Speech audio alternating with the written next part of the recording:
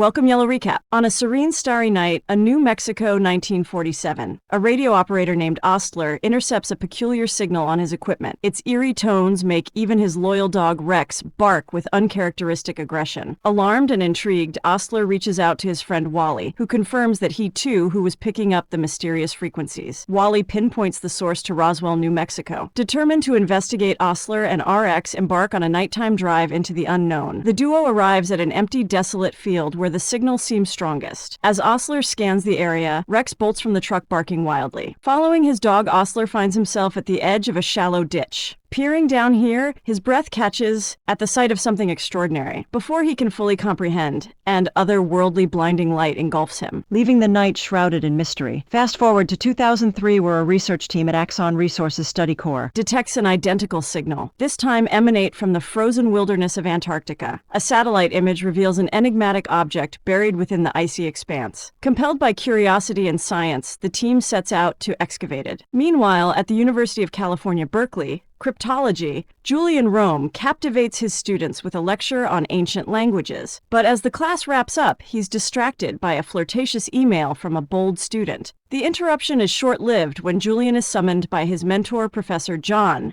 Expecting a reprimand, Julian is instead drawn into something far more intriguing. Bachman shares a confidential revelation. Alexei Garage, a key figure in the Stanford genetics program, has reached out regarding the Antarctic discovery. The object, Bachman explains, is emitting strange structured frequency signals that defy natural randomness. Intrigued, Julian examines the data and concludes the signals could be an attempt at communication. Convinced of its significance, he requests permission to join the Antarctic expedition. Despite reservations about Julian's history with SETI, a program often dismissed in serious scientific circles, Bachman grants him the green light. The journey to Antarctica tests Julian's resolve as the unforgiving landscape batters him with freezing wind and blizzards. Upon arrival at the research facility, he meets Nyla Watson, a bright and welcoming assistant to Dr. Michael Straub, one of the lead scientists. Nyla introduces Julian to Alexei, who escorts him to the excavation site. They're encased in an enormous block of ice. Lies the object at the center of their investigation. When Julian inquires about its nature, Alexei theorizes it could be shale slag trapped in a glacier, but Julian isn't convinced. His instincts point to something far more extraordinary. Alexei speculates it might even be an alien artifact. A theory Julian finds plausible. Though he cautiously avoids mentioning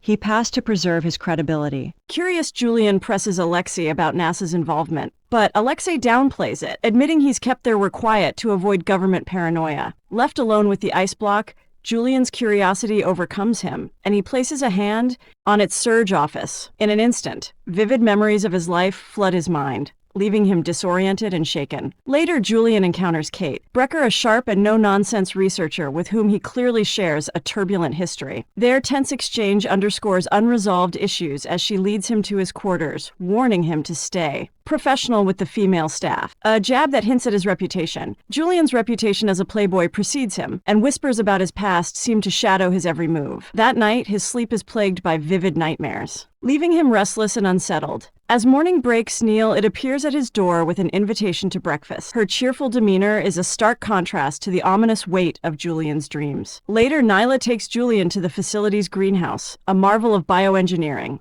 The plants, meticulously designed for growth and extraterrestrial terrains, stand as a testament to the team's MB mission. Nyla changes into a bathing suit, explaining that the pollen clings to their clothes and heads into the fields to work. Julian can't help but watch, intrigued by her dedication and the strange allure of this isolated world. As the day unfolds, Julian crosses paths with Kate again. Their conversation is less hostile this time, with an undercurrent of understanding that suggests old wounds beginning to heal. Meanwhile, far away in Washington, D.C., the President of the United States in the Secretary of Defense, or in a closed-door meeting, discussing Julian's involvement in the Antarctic mission. It's revealed that Julian's academic career at Stanford ended in scandal when his relationship with a student, none other than Kate, came to light. Stripped of his chance to earn his doctorate in applied linguistics, Julian found refuge in the search for extraterrestrial intelligence SETI program as a decoding cryptology. However, with NASA cutting SETI's funding, Julian transitioned to a teaching role at Berkeley, where his expertise remains unrecognized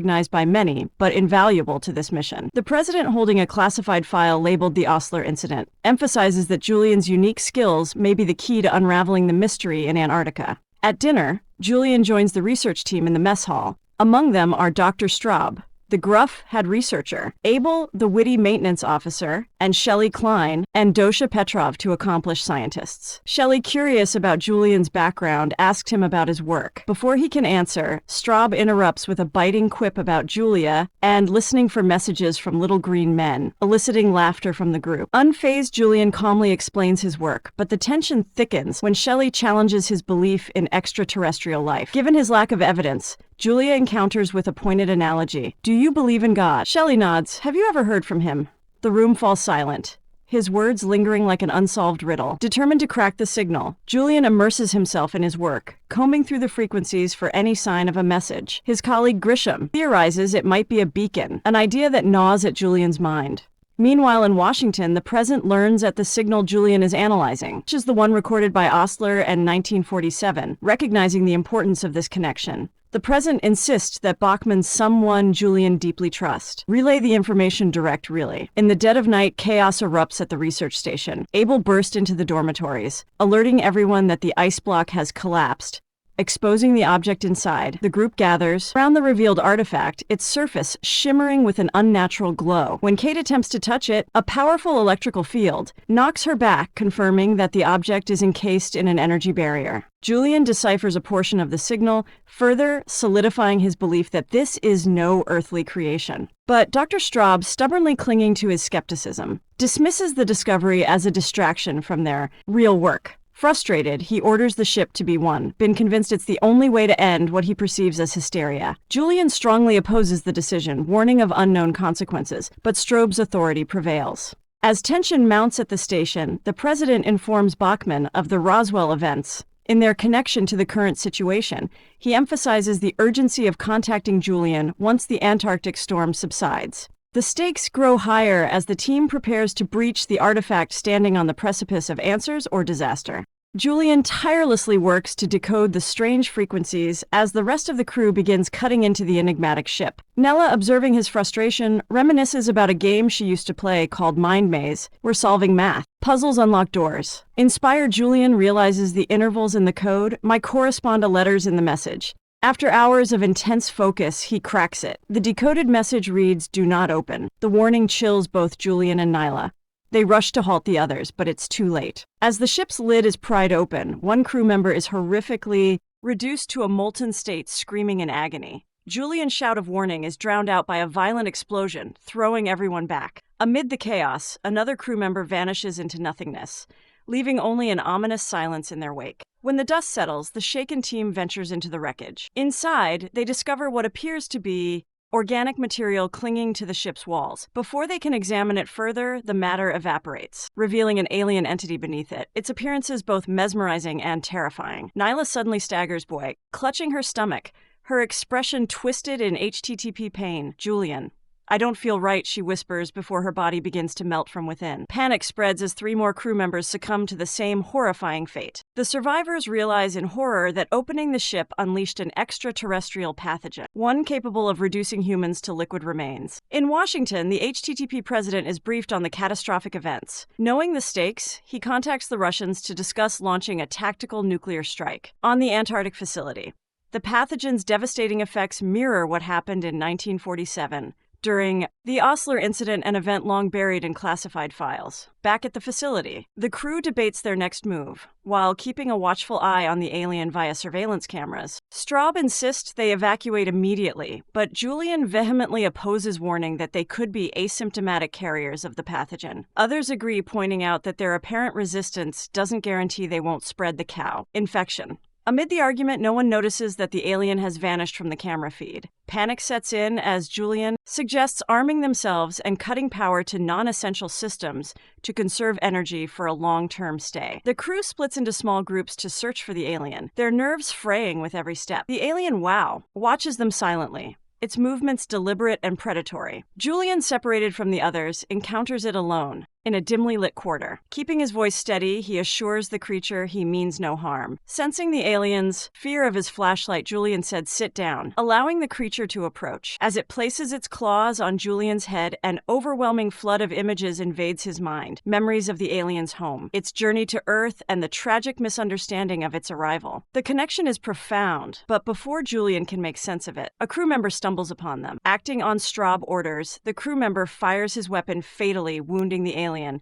despite Julian's desperate protests. The alien collapses, its eyes filled with what Julian interprets as betrayal and sorrow. Furious, Julian confronts the shooter, explaining the alien showed no aggression and seemed peaceful until provoked KT. The crew member defensively claims he acted to protect Julian, but the damage is done. Straub, undeterred by the tragedy, renews his push for evacuation. Julian counters, arguing that their survival depends on understanding the pathogen before risking exposure to the outside world. Alexei sides with Julia when adding weight to the argument. Just as tensions escalate, a sudden crackle of radio static interrupts. Grisham picks up the transmission. It's Bachman. Julian quickly takes the call, his voice heavy with urgency. Bachman asks for a report, and Julian recounts the grim events to deaths from accidental explosions and 4 from the pathogen. He notes that the remaining 7 crew members appear resistant, but the danger remains. Bachman listens intently, his silence speaking volumes. The stakes have never been higher, and as Julian ends the call, the haunting reality sinks in. Time is running out, and their choices will determine the fate of humanity. As Julian updates Bachman, he's asked if the area surrounding the facility has been compromised. Julian confirms that no one has ventured outside. With a somber tone, Bachman reveals the full scope of the situation.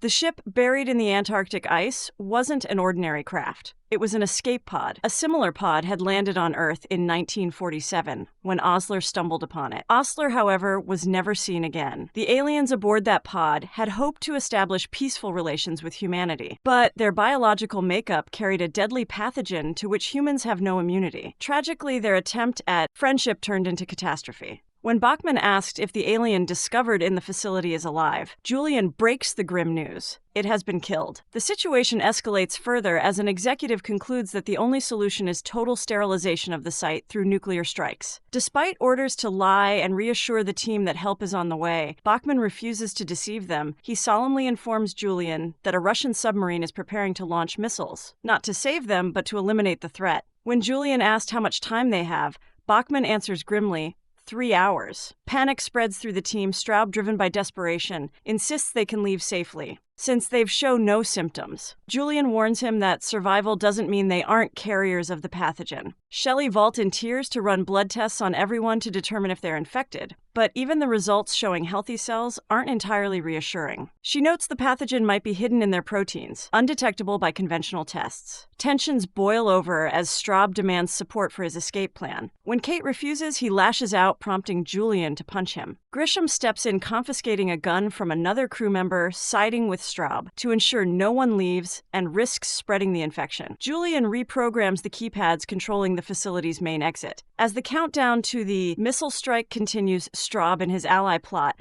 a reckless escape through the ERA location system. In their desperation, they stab Grisham, trying to reclaim the gun. The chaos spirals out of control. Alexei is wounded by a stray bullet, and Straub uses a fork to kill Grisham. When Julian intervenes, Straub shoots Kate in the shoulder and flees with his accomplice. Julian pursues them through the facility's cornfields, where the infection in their bodies begins killing the plants. Realizing the catastrophic consequences of escaping, Straub's accomplice hesitates and refuses to go further. Enraged, Straub threatens him, but Julian's arrival distracts them. A scuffle ensues, and the accomplice tackles Straub, only to be fatally shot. Straub continues his escape, with Julian relentlessly chasing him. The pursuit leads outside, where both men suddenly find themselves beneath a massive alien spaceship, hovering silently above the facility. Julian warns Straub to stay still, but Straub, consumed by fear, panics. A beam of light engulfs him, and he disintegrates into nothingness. As Julian watches, he's overwhelmed by a vision, a breathtaking glimpse into the vastness of space. In this moment, he finally understands the aliens' true intent. They've returned not to destroy, but to save those who remain. Julian rushes back to find Kate, Alexei, and Shelley. He leads them to the rooftop, urging them to breathe calmly as the spaceship descends. Two ethereal alien figures emerge, their presence both intimidating and serene. Julian explains to the others that the aliens are offering them salvation. One by one, the survivors step into the ship's radiant light. Kate hesitates, fear etched on her face. Julian takes her hand,